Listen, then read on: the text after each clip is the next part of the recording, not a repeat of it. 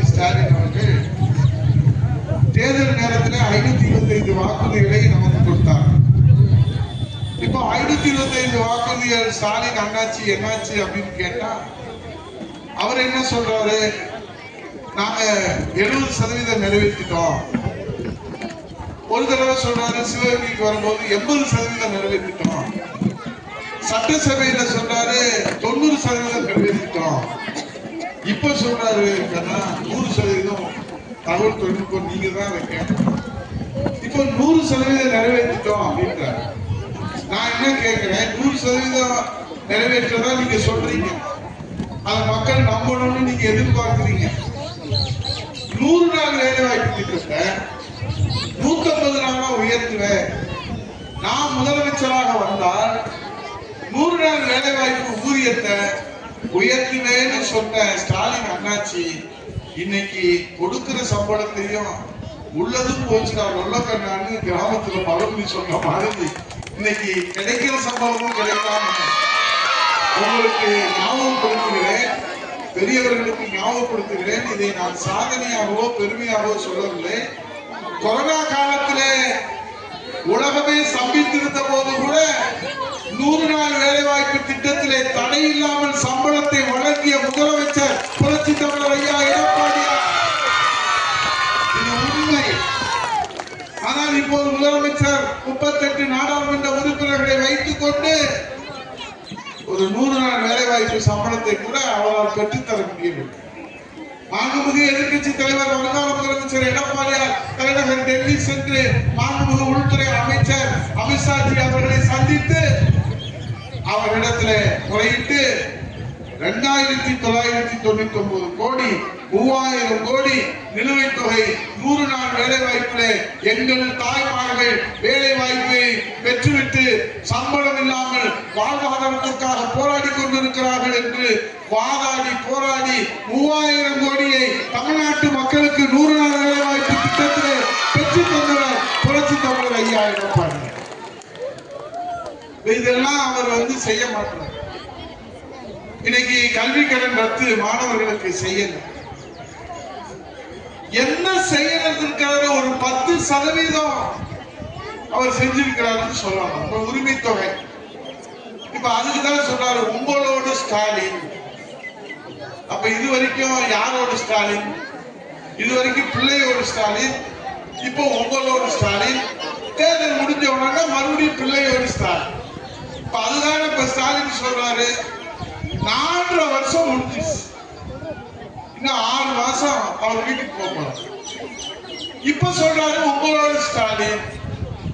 அந்த முகாம்ல நீங்க எல்லாம் வாங்க, உங்ககிட்ட நாங்க மனு கொடுப்போம், உரிமை தொகை மனு கொடுப்போம், உதவித்தொகை மனு கொடுப்போம், ஆதார் மாத்தணும்னா மனு கொடுப்போம், குடிநீர் வேணும்னா மனு கொடுப்போம்.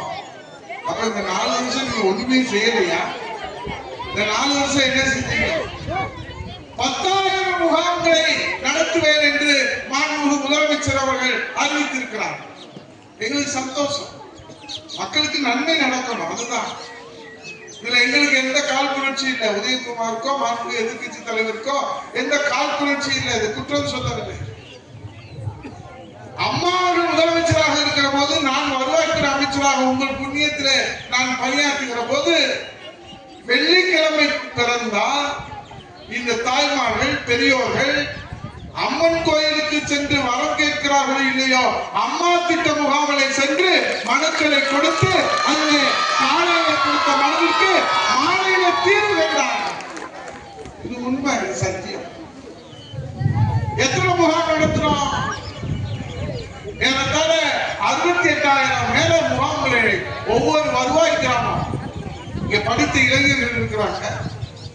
ஒரு வருவாய் கிராமத்திற்கு ஒரு வட்டாட்சியர் அலுவலகம் போகும். அங்க வட்டாட்சியர் போவாங்க, அவருக்கு அனைத்து அலுவலர்களும் அங்க போவாங்க, மனு கொடுப்பாங்க. எந்த துறையில முதியோர் ஓய்வூதியம்னா நீங்க 2010 1000 ரூபாய் அம்மா அவர்கள் தேர்தல் வாக்குறுதி கொடுத்து 2011 1000 ரூபாய் கொடுத்தாங்க, நீங்க 500 ரூபாய் கொடுத்தீங்க. முதியோர் ஓய்வூதியத்திற்கு நீங்கள் எவ்வளவு பட்ஜெட்ல நிதி ஒதுக்கீடு செய்தீர்கள்? 1200 கோடி.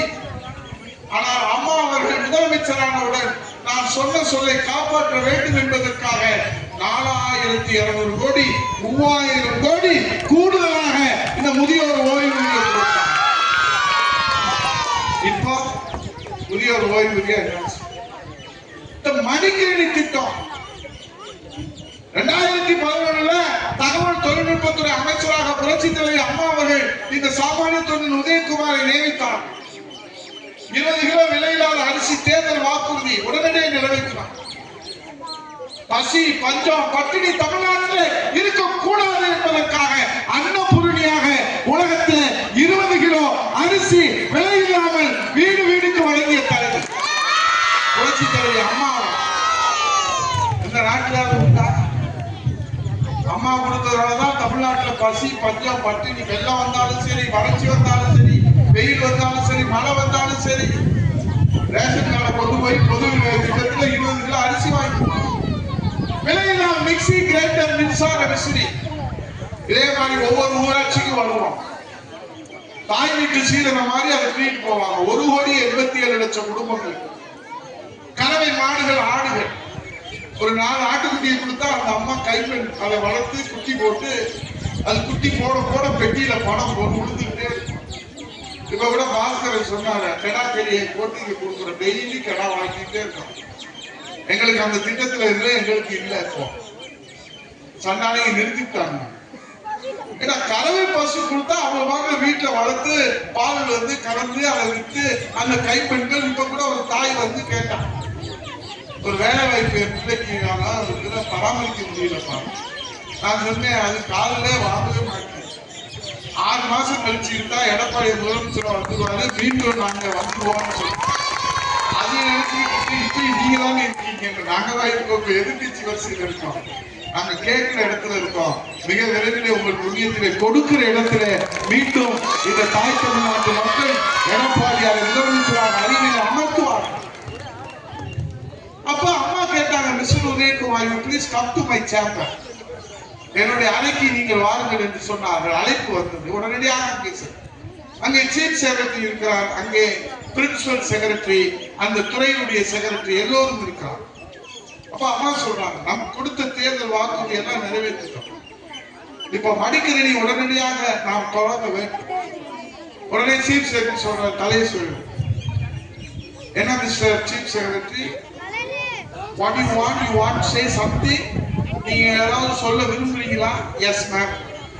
இந்த மடிக்கணினி 9 லட்சம் அமைச்சர் சார்ட் போட்டு கொடுத்திருக்காரு. பள்ளிக்கூடத்திலே படிக்கிற மாணவர்கள் நல்லா தெரிஞ்சுக்கணும். பள்ளிக்கூடத்தில் படிக்கிறவங்க ஓட்டு போடுறது இல்லை. பாலிடெக்னிக்ல படிக்கிற மாணவர்கள் ஓட்டு போடுறது இல்லை. கல்லூரியிலே படிக்கிற மாணவர்கள், இந்த மரத்தடியிலே படிக்கிற மாணவர்கள் 9 லட்சம் பேர் முதல் ஆண்டு. உடனே அவர் சொல்றாரு, இம்பாசிபிள், இட் கான்ட் டு, இது முடியவே முடியாது, நடக்கவே நடக்காது. அம்மா கேட்கிறாங்க, ஏன்? 9 லட்சம் மடிக்கணினி 2011 உலக நாட்டிலே ஜப்பான், ரஷ்யா, ஆப்பிரிக்கா எல்லா நாடுகளிலும் நாங்கள் போய் கேட்டோம். எந்த நாட்டிலும் 9 லட்சம் மடிக்கணினி ஒரே நாளிலே எங்களால் கொடுக்க முடியாது என்று சொல்லிட்டோம். அப்படியே கொடுக்க வேண்டும் என்று சொன்னால் ஒரு மடிக்கணினி 1 லட்சம் ரூபாய். இன்றைக்கு 30,000 20,000 மடிக்கணினி கிடைக்கிறது. லேப்டாப் நாங்க கூட எல்லாத்துக்கும் டெஸ்க்டாப் கம்ப்யூட்டர் கொடுத்தோம். உலகத்திலே கிளை செயலாளருக்கு ஹைடெக்கா டெஸ்க்டாப் கம்ப்யூட்டர் கொடுத்த ஒரே நம்முடைய மாவட்டம், நம்ம மாவட்டம். எல்லா பிள்ளைகளுக்கும் டெஸ்க்டாப் கம்ப்யூட்டர் கொடுத்தோம். அரசுக்கு கொடுத்தோம். அப்ப அது நம்ம அரசு, அதனால கொடுத்தோம். அப்ப அவர் சொல்றாரு, இது முடியவே முடியாது என்று சொல்ற. உடனே நான் அந்த இடத்துல பாக்குறேன், தேர்தல் முடிஞ்சிருச்சு, அம்மா முதலமைச்சர் ஆயிட்டாங்க. இன்னும் 5 வருஷம் கழிச்சுதான் தேர்தல், அப்பதான் ஓட்டு கேட்க போறோம். அப்ப என்ன சொல்றாரு, அம்மா கேட்கிறாங்க, இதுக்கு என்ன முடிவு? அவர் சொல்றாரு, டேப்லெட் என்று சொல்லக்கூடிய கையடக்க கணினி, மடிக்கணினி கொடுக்க முடியாது. ஆகவே கையடக்க கணினி அதே ப்ரொவிஷன் இருக்கு, அதே சர்வீஸ் இருக்கு, அதை மாணவர்களுக்கு கொடுத்துடலாம். வேற ஒரு தலைவரை என்ன சொல்லிருப்பாங்க எனக்கு தெரியாது.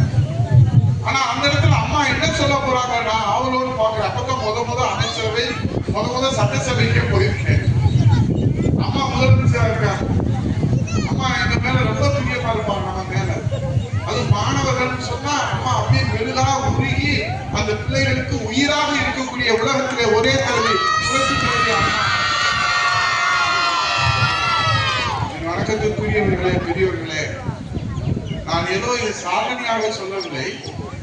அம்மாவில் அந்த இடத்துல சொன்னாங்க, mister chief secretary, principal secretary, minister Udayakumar, இந்த லேப்டாப் 1 லட்சம் அல்ல, 1 கோடி என்றாலும் எந்த மூலையிலே இருந்தாலும் என் பிள்ளைகளுக்கு மடிக்கணினி தான் தர வேண்டும் என்று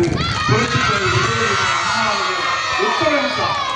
நீங்க நினைச்சு பாருங்க, 52 லட்சம் மாணவ மாணவிகள் இந்த மரத்தடியிலே படித்துக் கொண்டிருந்த மாணவர்களுடைய கைகளிலே, விளிம்பிலே இருக்கிற கைகளிலே மடிக்கணினி இருக்கிறது என்று சொன்னால் கணினி புரட்சியை நிகழ்த்தி காட்டிய தலைவி புரட்சி தலைவி அம்மாவை மறக்க முடியுமா? முத்துவேல் கருணாநிதி ஸ்டாலின் அவர்களே, இன்னைக்கு கூகுள்ல நாங்க அமெரிக்கா போயிருந்தோம். சுந்தர் பிச்சை அங்க இருக்கிற சீஃப் ஆபீசர், சிஓ, அங்க இருக்கக்கூடிய நம்முடைய தமிழ்நாட்டை சேர்ந்திருக்கிற மென்பொருள் பொறியாளர்கள், வல்லுநர்கள் சொல்கிறார். இது ஏதோ மிகைப்படுத்தி சொல்றாங்க நீங்க நினைக்காது. உதயகுமார் அண்ணா, நீங்க தகவல் தொழில்நுட்பத்துறை அமைச்சராக இருக்கும் போது, அம்மா முதலமைச்சராக இருக்கிற போது கொடுத்தாங்களே மடிக்கணினி, அதுல படிச்சுதான் இப்ப அமெரிக்காவுல இந்த ராமசாமி இங்க வந்து இருக்கிறேன். இன்றைக்கு 5 லட்சம் ரூபாய் நான் சம்பளம் வாங்குகிறேன் என்று சொன்னால், அந்த விதையை, அந்த வித்தை விதைத்தவர், இந்த கணினி புரட்சியை விதைத்தவர் புரட்சி தலைவி இதய தெய்வம் தங்கத்தானவை கணினி புரட்சியை நிறுத்தி காட்டிய அம்மா அவர்கள். எடப்பாடியார் அவர்களும் கொரோனா காலத்திலே கூட தடை இல்லாமல், ஆனால் ஸ்டாலின் வந்தவன என்ன செஞ்சாரு? நிறுத்திட்டார். கறவை மாடு ஆடு நிறுத்துங்க ஐயா, கவிக்குது பச்சை தண்ணி, அம்மா குடிநீர் நிறுத்துங்க. பசிக்குது, அம்மா உணவகம் சீரழிச்சுங்க. அம்மா குடிநீரை நிறுத்திட்டாங்க, அம்மா மடிக்கணியை நிறுத்திட்டாங்க, அம்மா மருந்தகத்தை நிறுத்திட்டாங்க, அம்மா மிதிக்கணிக்கை நிறுத்திட்டாங்க, அம்மா உணவகத்தை சீரழிச்சுட்டாங்க, அம்மா அரிசி பெட்டகத்தை நிறுத்திட்டாங்க, அம்மா உப்பை நிறுத்திட்டாங்க, அம்மா சிமெண்ட்டை நிறுத்திட்டாங்க. இத்தனையும் நீங்க பறித்துட்டீங்க. இது நியாயமா ஸ்டாலின்? இப்போது உங்களோடு ஸ்டாலின் என்று சொல்லுகிறீர்கள். 10,000 முகாம் நடத்த போகிறேன் என்று பொய் பேசுகிறீர்கள், பச்சை பொய் பேசுகிறீர்கள். அதுவே இப்ப 4 அதிகாரிகளே அவரு அரசு நம்பிக்கை இழந்த காரணத்தினால நீங்க 4 அதிகாரிகளை வைத்து மக்களிடத்திலே ஒரு பொய் பிரச்சாரத்தை செய்வதற்கு முயற்சி செய்கிறாரோ என்கிற சந்தேகம் இருக்கு. அது இன்றைக்கு நாங்க கூட காலையில பார்த்தோம், எங்களுக்கு கூட அழைப்பு கொடுத்தாங்க, இல்ல உங்களோட ஸ்டாலின் வாங்க. நாங்க உங்களோட ஸ்டாலின் தான் வரமாட்டோம், நாங்க எடப்பாடியார் வெளுக்கம் என்று எங்கே சொல்லப்படுகிறதோ அங்கேதான் எங்களுக்கும் வெளுக்கம். அப்ப அங்க என்ன பண்றாங்க? நாங்க குற்றச்சாட்டா சொல்லல. காலையில கூட மாவட்ட ஆட்சித்தலைவரை சந்தித்து நம்முடைய தொகுதியில சுங்கச்சாவடியில இருந்து அங்க இருக்கக்கூடிய அந்த கழிவு, அங்கே சுற்றுச்சூழல் பாதிப்பு ஏற்படுத்துகிற வரை இங்கே நமக்கு அப்பக்கரையிலிருந்து குன்னத்தூர் வரை சாலை அமைக்க வேண்டும் என்கிற கோரிக்கை, குடிநீர் பற்றாக்குறை கோரிக்கை, அதே போல ஒவ்வொரு கிராமத்திலும் நாங்கள் பட்டியலிட்டு புதிதாக மாவட்ட ஆட்சியர் தலைவர் மரியாதைக்குரிய பிரதீப்குமார் IAS அவர்கள் அங்கே பொறுப்பேற்றிருக்கிறார்கள். அவருக்கு வாழ்த்து சொல்லி, அவர் பணி சிறக்க வாழ்த்து சொல்லி இந்த கோரிக்கையெல்லாம் கொடுத்து வந்திருக்கோம். உங்களோட ஸ்டாலின் என்ன செய்யறாங்க? ஆளுங்கிற கட்சி திமுக கட்சி முகாமோட நடக்கிறாங்க, அந்த அரசு முகாமோட நடக்கிறது. நாங்களும் அம்மா திட்ட முகாம் நடத்துறோம், யார் வேணாலும் வரலாம், மனு கொடுக்கிறோம். ஆனா இவங்க என்ன சொல்றாங்க? மகளிர் உரிமை தொகை அங்கதான் நாங்க மனு கொடுப்போம், அங்க உங்க போன் நம்பரை கொடுங்க, எங்க போன் நம்பரை வாங்கி நீங்க என்ன செய்ய போறீங்க என்கிற குழப்பம் இருக்கிறது. சில வீட்டுல விரட்டிக்கிறாங்க, ஏப்பா போன் நம்பர் கேட்கிறேன், வேலையை பாருப்பா அப்படின்னு சொல்றாங்க. ஆகவே இன்றைக்கு இது உங்களோட ஸ்டாலின் என்கிற முகாம் இது மக்களுக்கு நன்மை செய்வதற்காக அல்ல, அவர் அரசியல் நோக்கத்துக்காக இன்றைக்கு இந்த முகாமை நடத்தி இருக்கிறார். 4 வருஷம் நீங்க சிந்திச்சு பாருங்க, மனசாட்சி உள்ளவங்க சிந்திச்சு பாருங்க.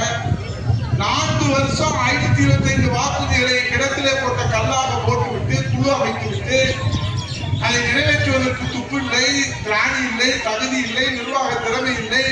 நீட் தேர்வு ரத்து என்று சொன்னீர்கள், அதை ரத்து செய்யவில்லை. 7.5% இடஒதுக்கீடை புரட்சி தலைவர் ஐயா எடப்பாடியார் மருத்துவ மாணவ கனவை நிறைவாக்குவதற்காக அந்த இடஒதுக்கீடு கொடுத்த காரணத்தால் தான் இன்றைக்கு 3500 அரசு பள்ளியிலே படித்திருக்கிற ஏழை எளிய மாணவ மாணவிகள் இன்றைக்கு மருத்துவராக படித்துக் கொண்டு முதல் பேட்ச் ஃபர்ஸ்ட் பேட்ச் வெளியே வந்துட்டாங்க. இந்தியாவில் எந்த மாநிலத்திலும் கிடையாது. எடப்பாடியார் அவர்கள் தான் அதை செய்யலாம். 11 மருத்துவக் கல்லூரிங்க. நீங்க நினைச்சு பாருங்க, மனசாட்சி கையில் ஒரே ஆண்டுல நான் தான் வருவாய்த்துறை அமைச்சர். கூப்பிடுவார் எடப்பாடியார், தம்பி உதயகுமார் 5 மருத்துவக் கல்லூரி உடனே இடத்தை ரெடி பண்ணு. ஆட்சித்தலைவரை கூப்பிடுங்க, செக்ரட்டரி ரெவன்யூ செக்ரட்டரி கூப்பிடு, உட்கார ஆய்வு செய், நேரடியா போய் பாரு. 5 மருத்துவக் கல்லூரி இடம் கொடுத்தா 11 மருத்துவக் கல்லூரி உடனே இடம் கொடுத்தோம். தமிழக அரசியல் வரலாற்றிலே ஒரே ஆண்டிலே 11 மருத்துவக் கல்லூரியை தமிழ்நாட்டுக்கு பெற்றுத்தந்த ஒரே முதலமைச்சர், வரலாற்றிலே பொன் எழுத்துகளால் பொறிக்கப்படக்கூடிய புரட்சி தமிழர் ஐயா எடப்பாடி. ஒரு மருத்துவக் கல்லூரி. ஆனா வீராப்பு மட்டும் இவ்வளவு பேசுறாரு முதலமைச்சர். சட்டசபையில அமர்வுக்கு நாங்க தான் உட்கார்ந்து வீராப்பு மட்டும் பெருசா பேசுறாரு. விஷயம் ஒன்று என்ன, வீராசாமி இன்னிலிருந்து முத்துவேல் கருணாநிதிக்கு பட்டம் வேணாம் நம்ம சுட்டலாம். அப்ப கிடையாது சிவலிங்கம் தலைமையில் வீராசாமி ஒரு இடத்துல விஷயம் ஒன்று இல்லை, அதனால் மக்கள் கோபமாக இருக்கிறார். மாண்புமிகு முதலமைச்சர் புரட்சி தமிழர் ஐயா எடப்பாடியார் அவர்கள் பொங்கல் பரிசு தொகுப்பு திட்டம் 1000 ரூபாய் நாங்க கொடுத்தோம். நீங்க எல்லாரும் 500 கொடுத்துட்டே இருந்தோம். அக்கா தங்கச்சி எல்லாத்துக்கும் ஞாபகம் இருக்குன்னு நினைக்கிறேன். திடீர்னு பார்த்தா என்னையவே கீழே தள்ளி விட்டுருவாங்க. அந்த மாதிரி கொடுத்தோம். கொரோனா வந்துருச்சு, எங்களுக்கெல்லாம் சந்தேகம், ஏன்னா கொரோனா வந்துருச்சு என்ன செய்யறது, மக்கள் பொங்கல் வந்துருச்சு எதிர்பார்ப்பாங்க, இந்த 1000 ரூபாயாவது கொடுப்பாங்களா அப்படின்னு நினைச்சோம். அப்பதான் சொன்னாரு, நாங்களாம் போய் கேட்பாங்க, பொங்கல் வந்துருச்சுன்னா 1000 ரூபாய் கரும்பு, சக்கரை, அரிசி, கிஸ்மிஸ், முந்திரி, ஏலக்காய் எல்லாம் கொடுக்குறது. தமிழ் பேசாம அமைதி, சரி அமைதியா இருக்கு. உடனே அறிவிச்சாரு பொங்கல் பரிசு. கொரோனா வாழ்வாதாரம் பாதிக்கப்பட்டிருக்கிற காரணத்தினாலே 1000 ரூபாய் என்கிற பொங்கல் பரிசை 2500 ரூபாய் 2,18,00,000 குடும்பங்களுக்கு. இவர் என்ன செஞ்சாரு, உரிமை தொகை. ஆட்சிக்கு முன்னாடி எதிர்கட்சியில அனைவருக்கும் உரிமை தொகை, ஆட்சிக்கு வந்தோம்னா தகுதி உள்ளவங்களுக்கு உரிமை தொகை. அதுல ஒரு 38 மாசம் போயிடுச்சு. இப்ப 4-5 மாசம் தான் இருக்கு. இப்ப மனு கொண்டு வாங்க உங்களுக்கு உரிமை தொகை தருகிறோம். உரிமை தொகை உதவித்தொகை என்ன வித்தியாசம்? முதியோர் உதவித்தொகை எல்லாத்துக்கும் தகுதி உள்ளவங்களுக்கு எல்லாத்துக்கும் கொடுக்குறோம், நிபந்தனைகள் இருக்கு.